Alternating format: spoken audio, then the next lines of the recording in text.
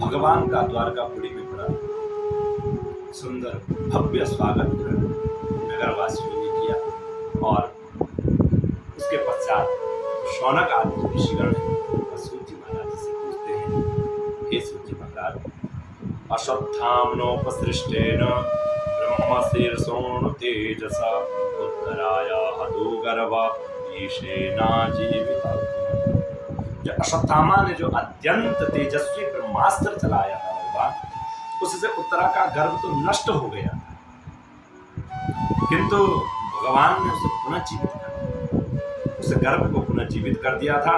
और तस्य जन्मे महाबुद्धि कर्माणि च महात्मनो निधनम च यथैवासी सप्रेत्य गतवान।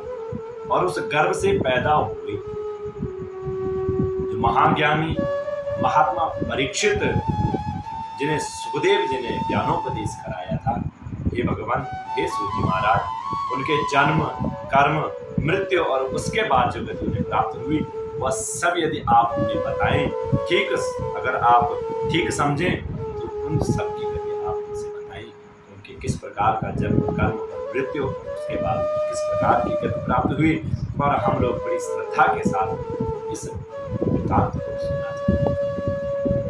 सूत जी महाराज जी ने कहा, अपीपल धर्मराजो पितृवत् रंजयन् प्रजा निस्पृह सर्वकामेभ्यो कृष्णपादाब्जसी। हे शौनक आदि ऋषिगण, जो धर्मराज युधिष्ठिर थे, धर्मराज अपीपल धर्मराज पितृवत् रंजयन् प्रजा, जो युधिष्ठिर जी महाराज थे, अपनी प्रजा को प्रसन्न रखते हुए और पिता के समान उस पिता का पालन करते, और भगवान श्री कृष्ण के चरण कमलों के सेवन से वे समस्त भोगों से निष्प्रिय हो गए थे। और संपदा कृतवो लोका महिषी भ्रातरो मही जम्बू द्वीपाधिपत्यम च यशस्य त्रिविध।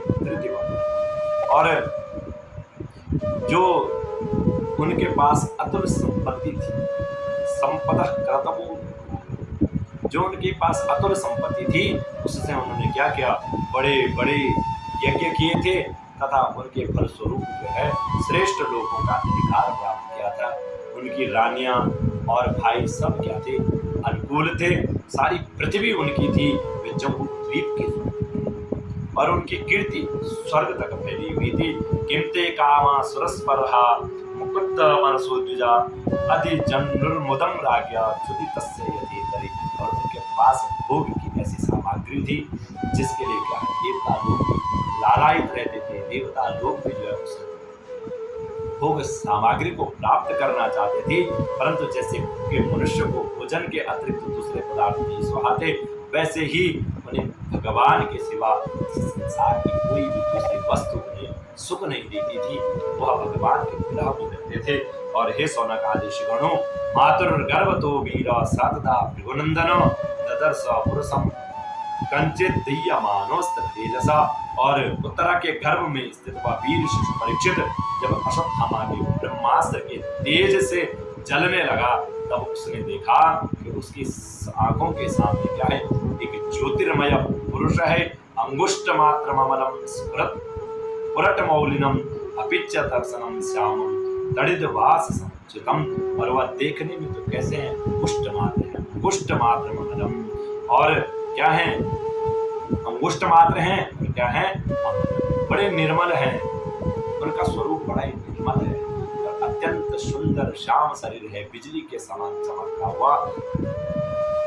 उनका जो पीतांबर धारण करके वे आए हुए हैं, सिर पर सोने का मुकुट झिलमिला रहा है, और उस पर क्या है, निर्विकार पुरुष की बड़ी ही सुंदर लंबी लंबी चार भुजाएं हैं, कानों में तपाए हुए स्वर्ण के सुंदर कुंडल हैं, आंखों में लालिमा है, हाथ में लुके के समान चलती हुई गदा लेकर, और उसे बार बार घुमाता जा रहा स्वयं से उसके चारों ओर वह शिशु गर्भ में सब बातों को देख रहा है। और कैसे हैं, अस्त्र तेजा स्वगदया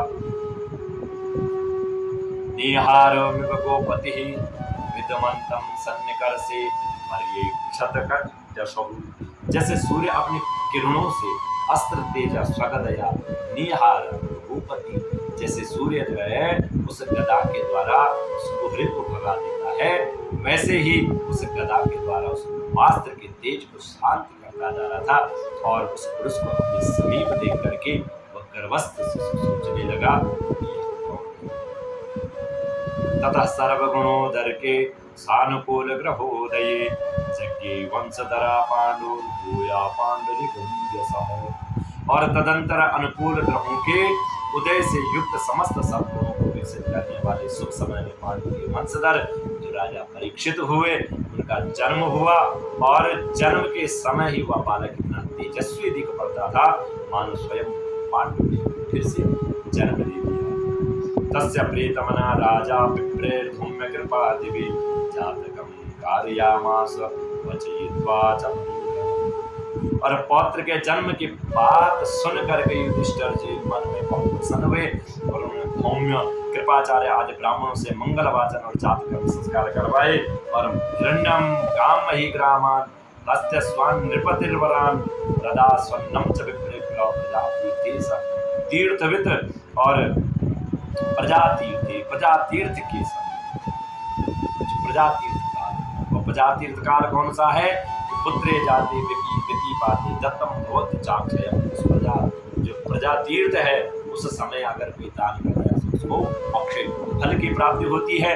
और वह प्रजातीर्थ कौन सा है, यावन्न छियते नालम तावन्न।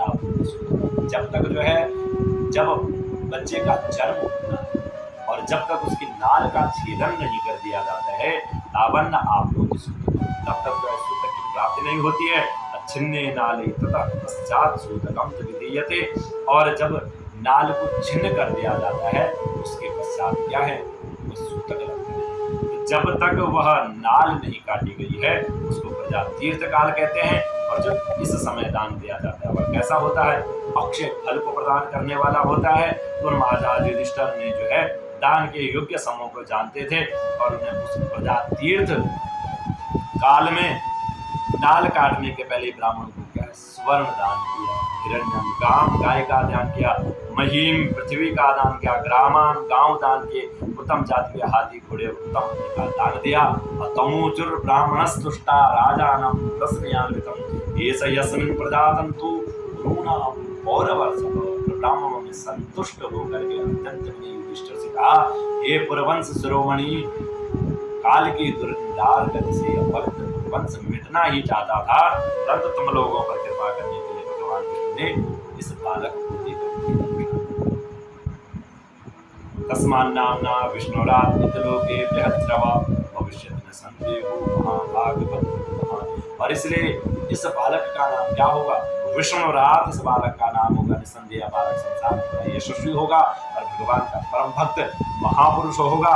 युधिष्ठिर जी कहते हैं, अपेश वंशयान राजर्षीन् पुण्य श्लोकान महात्मना अनुवर्तिता सुदस्सा साधुवादेन सत्तमा। हे महात्माओं, यह बालक क्या जल यश से हमारे वंश की पवित्र कीर्ति और जो हमारे महात्मा राजर्षियों का करेगा। ब्राह्मणों ने कहा, हे युधिष्ठिर धर्मराज जी, पार्थ प्रजापिता साक्षात इक्ष्वाकुरिव मानव ब्रह्मण्य सत्यसंधस्य रामो दाशरथिर्य। यह जो मनुपुत्र इक्ष्वाकु के समान ये धर्मराज जी, यह क्या है, जो मनुपुत्र इक्ष्वाकु का वंश है उनके समान अपनी प्रजा का पालन करेगा तथा जो दशरथ नंदन भगवान श्री राम के समान क्या है, ब्राह्मण भक्त और सत्य कृतिज्ञ होगा। एष दाता शरण्यस्य यथा यो सीनरः शिवी यशो वितनिता स्वामनाम दोष्यन्ति दोष्यमान।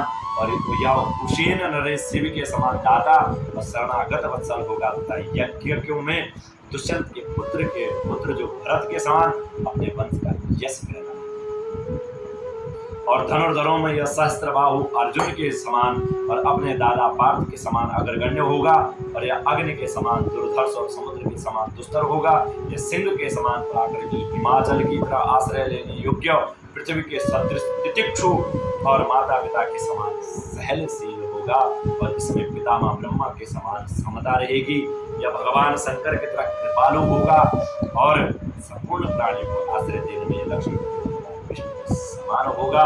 और सर्व सद्गुण महात्म्य एष कृष्ण मन व्रत रंत देव इवोदारु ययाति देवधार। यह समस्त सद्गुणों प्रतिमा धारण करने में श्री कृष्ण जी का अनुयायी होगा और रंति देव के समान उदार होगा, ययाति के समान धार्मिक होगा और धैर्य में बलि के समान भगवान श्री कृष्ण के प्रति दृढ़ निष्ठा में या क्या है उनके जो परम भक्त प्रहलाद है उनके समान भगवान की भक्ति करने वाला होगा और यह बहुत सी अश्वमेध यज्ञों को करने वाला सेवक होगा। और इतना ही नहीं है धर्मराज जी, राजर्षि नाम जनिता शास्ता जोत्पथगामिना निग्रहीता कलिशीर्षो धर्मस्य कारणात्। और इसके पुत्र राजर्षि होंगे, मर्यादा का उल्लंघन करने वालों के दंड देगा। ये पृथ्वी माता और धर्म रक्षा के लिए क्या है, इस और तक्षकादात्मनो मृत्युम द्विज पुत्रोपसर्जिता प्रपद्यस्य उपसृत्या मुक्त संगा पदम हरे। और यह जो ब्राह्मण कुमारों के शाप से जो है तक्षक के द्वारा अपनी मृत्यु सुनकर यह सब की आसक्ति छोड़ देगा और भगवान के आश्रय लेगा। और हे राजन, व्यासनंदन सुखदेव जी से आत्मा के यथार्थ स्वरूप का ज्ञान प्राप्त करेगा और अंत में गंगा तट पर अपने शरीर को त्याग कर निश्चय अभय प्राप्त इतिराज्ञ उपादिश्य विप्रा जातक कोविदा लब्धा पचितया सर्वे और जब इस प्रकार से उन ब्राह्मणों के ज्योतिष शास्त्र के विशेषज्ञ जो ब्राह्मण राजा युधिष्ठिर को इस प्रकार के बालक के जन्म लग्न का फल बता करके और भेंट पूजा लेकर के अपने अपने घर को चले और वही यह बालक संसार में परीक्षित के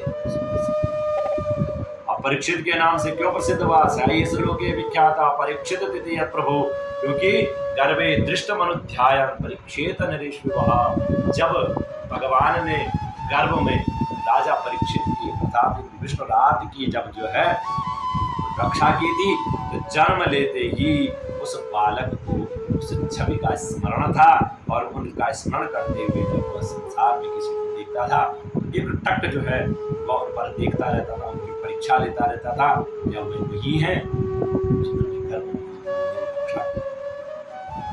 और वह दिन प्रतिदिन जो है अपने घर में बढ़ने लगा, जैसे शुक्ल पक्ष में चंद्रमा दिन प्रतिदिन बढ़ती रहती थी उसी प्रकार से वह राजकुमार भी अपने गुरुजनों के लाल पालन से क्रमतः जो है अनुदित बढ़ता हुआ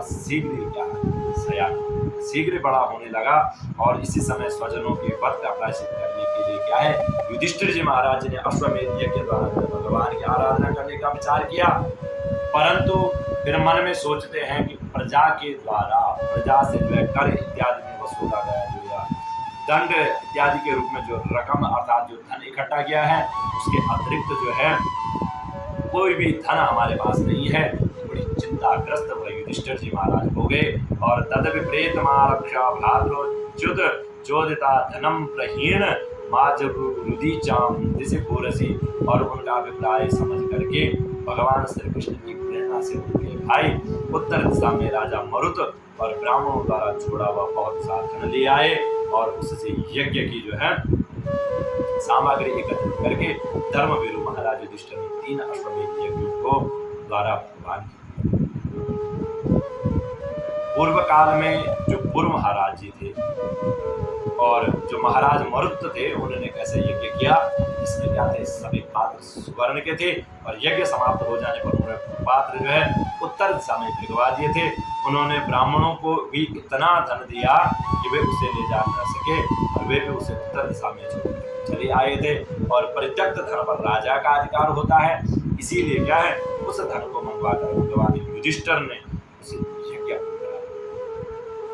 और 3 अश्वमेध यज्ञ जब भगवान ने युधिष्ठिर जी महाराज ने की तो उन्होंने जो भगवान की पूजा की और युधिष्ठिर के निमंत्रण से पधारे हुए भगवान और ब्राह्मणों द्वारा उनके यज्ञ संपन्न करा करके और अपने सुहृद पांडवों की प्रसन्नता के लिए क्या है भगवान भी कई महीनों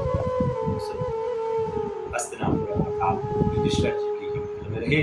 ततो राज्ञाभ्यनुज्ञाता कृष्णया सा बंधुभी ययो द्वारवती ब्रह्मन् सार्जनो युद्धवीरता।